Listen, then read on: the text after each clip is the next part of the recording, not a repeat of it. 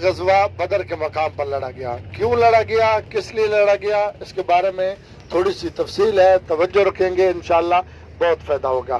جیسا کہ آپ کو پتا ہے کہ آپ علیہ الصلوۃ والسلام کی پیدائش مکہ مکرمہ میں، آپ نے 40 سالہ زندگی مکہ مکرمہ میں گزاری، آپ نے اعلان نبوت فرمایا، مکہ والے آپ کے دشمن ہو گئے، آپ نے تبلیغ جاری رکھی، مکہ والے طرح طرح کی تکلیفیں اذیتیں آپ پر صحابہ کرام پر ڈالتے رہے، لیکن اس دوران اس کا جواب دینے کا حکم نہیں تھا کہ صبر کے ساتھ آپ نے برداشت کرنا ہے۔ جب بات برداشت سے باہر ہوئی تو آپ علیہ الصلوۃ والسلام نے صحابہ کرام کو حکم دیا کہ آپ مکہ چھوڑ جائیں، مکہ سے ہجرت کریں، تو صحابہ کرام نے مکہ سے پہلی ہجرت فرمائی، حبشہ کی طرف چلے گئے۔ اس کے بعد آقا علیہ الصلوۃ والسلام نے ہجرت فرمائی، مکہ چھوڑا، آپ مدینہ منورہ تشریف فرما ہوئے۔ آپ کے آنے سے پہلے اس شہر کا نام مدینہ منورہ نہیں، اس شہر کا نام تھا وادی یثرب۔ وادی یثرب کے معنی ہے دکھوں والی، تکلیفوں والی، مصیبتوں والی، بیماری والی وادی۔ آپ کے آنے سے پہلے اس وادی میں باہر سے لوگ نہیں آتے تھے کہ ہم جائیں گے ہمیں بیماریاں لگ جائیں گی۔ جیسے آپ علیہ الصلوۃ والسلام یہاں پر تشریف فرما ہوئے، آپ نے اس شہر کا نام تبدیل فرمایا، نام رکھا مدینہ منورہ۔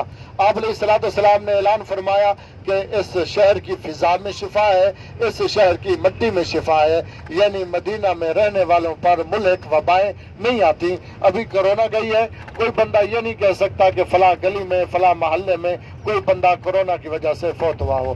آپ علیہ الصلوۃ والسلام مدینہ کے اندر جتنے قبیلے آباد تھے ان کے ساتھ آپ نے معاہدے فرمائے۔ معاہدہ یہی تھا کہ باہر سے کوئی بھی حملہ کرنے آتا ہے تو ہم سب ایک ہو کر اس کا مقابلہ کریں گے، اور اگر آپس میں یہاں کوئی لڑتا ہے تو تیسرا قبیلہ کسی کا ساتھ نہیں دے گا۔ اور مدینہ کے اندر یہودیوں کا ایک بہت بڑا قبیلہ آباد تھا جس کا نام ہے بنو قریظہ۔ آپ نے بنو قریظہ کے ساتھ بھی یہی معاہدہ فرمایا، اور مکہ والوں نے خط لکھا بنو قریظہ کو کہ آپ نے ہمارے دشمن کو پناہ دی ہے، آپ ان کو یہاں سے نکالیں، نہیں تو ہم آپ کے خلاف جنگ کریں گے اور اس جنگ میں آپ کا سب کچھ لے کر چلے جائیں گے۔ خط بنو قریظہ کو ملا، آپ علیہ الصلوۃ والسلام تک خبر پہنچی، اور مکہ والے مکہ میں تیاری شروع کرنے لگے۔ مکہ کے سرداروں نے آپس میں مل کر مشورہ کیا کہ ہم کیوں نہ ایک تجارتی قافلہ تیار کریں، سب کو دعوت دیں، زیادہ سے زیادہ مال بھیجیں اور اس مال کی تجارت کریں، اس سے جو نفع آئے گا اس نفع کا ہم نے جنگی ہتھیار خریدنے ہیں، پھر جا کر مدینے پر حملہ کرنا ہے۔